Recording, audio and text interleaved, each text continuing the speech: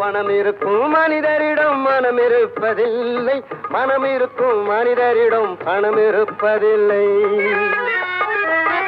பணம் படைத்த வீட்டினிலே வந்ததெல்லாம் சொந்தம், பணம் இல்லாத மனிதருக்கு சொந்தம் எல்லாம் துன்பம். புத்தியுள்ள மனிதனெல்லாம் வெற்றி காண்பதில்லை, வெற்றி பெற்ற மனிதனெல்லாம் புத்திசாலி இல்லை, புத்திசாலி இல்லை.